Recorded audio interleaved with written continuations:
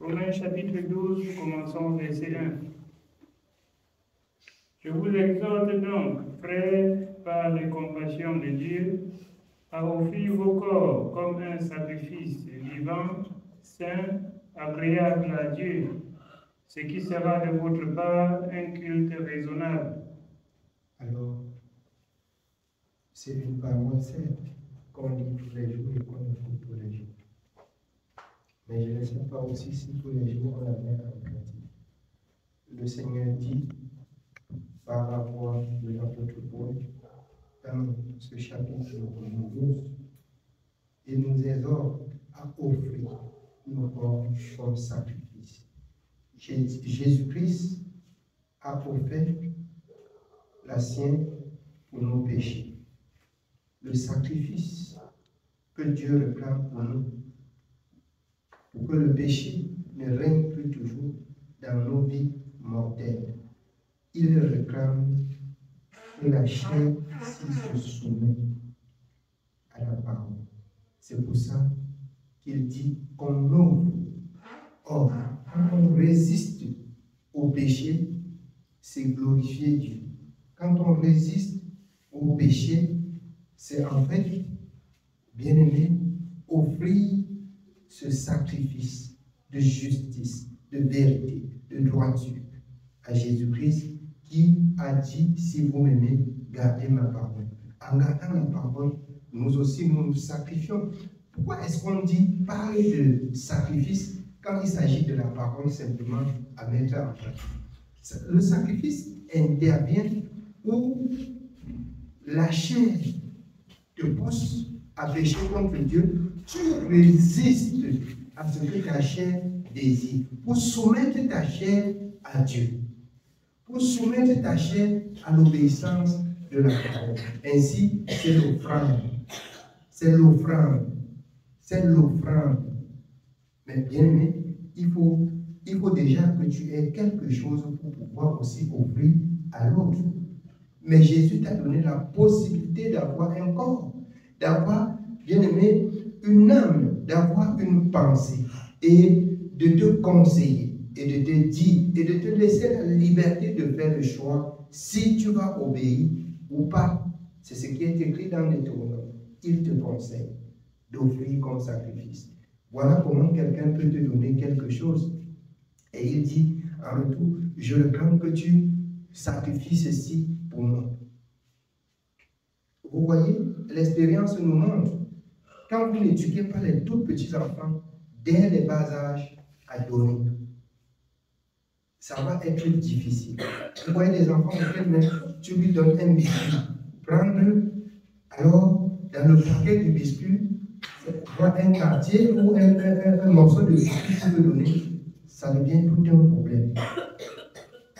Et ce sont là des choses qu'il faut éteindre.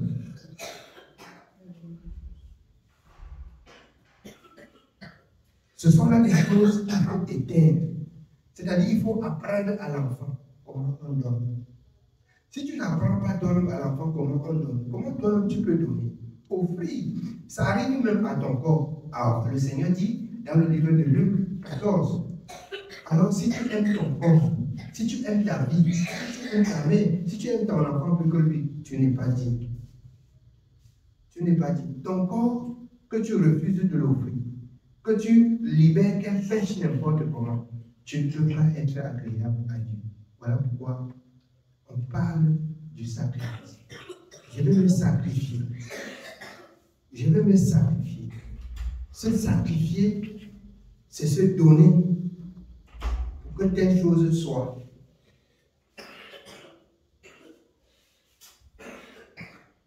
Pour que telle chose soit. Vous voyez, les mamans au village, l'autre, même ici en Afrique, je me sacrifie pour que mes enfants partent à l'école. C'est-à-dire, elle se donne tout entièrement dans son travail pour avoir de quoi payer la scolarité de ses enfants. C'est pas ça.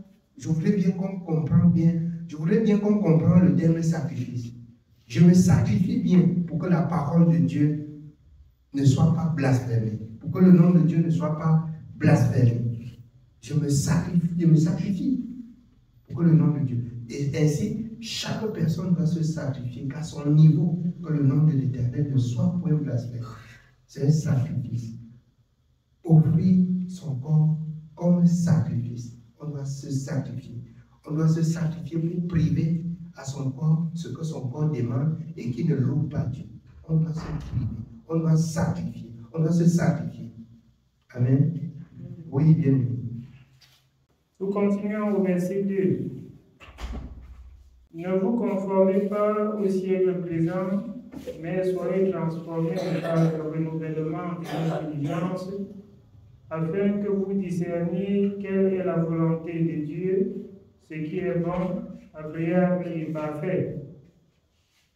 Par la grâce qui m'a été donnée, je dis à chacun de vous de n'avoir pas de lui-même une trop haute opinion, mais de revêtir des sentiments modestes selon la mesure de foi que Dieu a départie à chacun. Selon la mesure de foi. Ne vous conformez pas au siècle présent. Comme je dis toujours aux enfants de Dieu, le siècle présent, c'est ce qui se passe actuellement dehors. Et que, bien aimé, la vie que les gens mènent sans pouvoir veiller à ce que Dieu a dit, c'est ce qu'on appelle le siècle présent. Le siècle présent, en fait, c'est la mode. Et il n'y a rien de nouveau dans la parole. Il n'y a rien de nouveau dans la parole. Or, le siècle présent, c'est tout simplement, alors, l'ennemi qui multiplie des tactiques pour attirer encore bien à lui le peuple créé par Dieu. Ne vous conformez pas au siècle présent. C'est un piège. Il est là, il travaille. Mais ceux qui aussi craignent Dieu sont là pour travailler et comprendre Dieu. L'ennemi travaille pour ramener. Et les enfants de Dieu doivent aussi travailler pour s'échapper du siècle présent, de la colère à venir. Les enfants de Dieu doivent travailler. On gesticule, je suis un enfant de Dieu. Non, chez nous, on ne fait pas ça. Non. Je suis un enfant, je suis un sacrifié, je suis un sacrifice. Je me sacrifie pour que la parole de Dieu soit écoutée. Je me sacrifie pour que la parole soit écoutée. Écoutez même. Se sacrifier pour que la parole soit écoutée, c'est en fait vivre soi-même selon la parole. C'est-à-dire ça prêche l'évangile plus que vos paroles. Parce que dans vos paroles, même avec précipitation ou même avec l'esprit de l'homme, ça peut se tromper. Mais quand l'homme a mortifié sa vie selon la parole, quand l'homme s'est rendu, je trouve même que tu dois empêcher à ton esprit de penser à ce qui est mal. Si oui, ta vie doit faire toujours ce qui est bien. Et si ta vie fait toujours ce qui est bien, ton esprit ne recevra jamais ce qui est mal. Parce qu'elle détecte le mal, elle rejette. C'est ainsi que tu ne permettras pas à ta chair de pécher contre Dieu. Tu ne permettras pas à ta chair de pécher contre Dieu. Lorsque nous restons là, les mauvais esprits sont dans l'air. Je vais vous dire quelque chose qui va vous surprendre. Pourquoi est-ce que la parole de Dieu dit que l'ennemi rôde comme un lion rugissant? Laissez-vous tranquille, je vais vous dire quelque chose. La mauvaise pensée qui vient dans ton esprit, c'est un mauvais esprit qui passe. Si vous ne pouvez pas comprendre. Je dis la mauvaise pensée qui entre là, tu devrais rejeter. C'est un mauvais esprit qui passe. Et quand tu le loges chez toi, bien aimé, il fait son nid, il fait son lit. Et alors, voilà comment les gens sont souvent possédés. Voilà comment les gens sont souvent possédés. Rien que la mauvaise pensée qui se lève là, c'est l'ennemi qui passe. Rien que la colère, l'ennemi est en train de passer. Et c'est ainsi que tu peux le faire à soi. Mais si ton esprit rejette ce qui est mal, il continue. Donc, tu es ta propre délivrance. Si vous ne pouvez pas comprendre ça ce soir, tu es ta propre délivrance. Tu peux choisir que les esprits t'incarnent par la mauvaise réflexion, par la mauvaise conduite. Et c'est ça, alors, qui fait asseoir l'ennemi. Donc, chaque mauvaise pensée ou chaque mauvaise parole qui veut sortir, tu le tais. C'est l'ennemi qui rôde comme un lion rugissant. Il cherche comme ça. Tu donnes l'occasion, tombe. Il agit et il s'assoit. C'est pourquoi le peuple de Dieu doit connaître bien Dieu. Aujourd'hui, on agit. Demain, on agit mal. Aujourd'hui, on agit. Vous logez l'ennemi. Vous le logez. Vous le logez. Faites attention. Vous logez l'ennemi. Amen. Oui, bien aimé.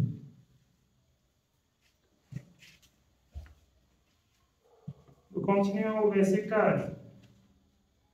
Car, comme nous avons plusieurs membres dans un seul corps et que tous les membres n'ont pas la même fonction, ainsi, nous qui sommes plusieurs, nous formons un seul corps en Christ et nous sommes tous membres les uns des autres. Puisque nous avons des dons différents selon la grâce qui nous a été accordée, que celui qui a le don de prophétie l'exerce selon l'analogie de la foi. Que celui qui est appelé au ministère s'attache à son ministère. Que celui qui enseigne s'attache à son enseignement et celui qui exhorte à l'exhortation. Que celui qui donne le fasse avec libéralité. Que celui qui préside le fasse avec zèle. Que celui qui pratique la miséricorde le fasse avec joie. Amen. Oui, bien sûr. Je ne peux pas beaucoup nous retenir. Je voulais seulement que nous comprenions ceci. Comme je disais tantôt, c'est vous qui donnez la possibilité à l'ennemi de faire son nom, voire dans vos maisons, voire dans vos vies. Il faut que chaque personne travaille ça. Chaque personne devrait travailler ça.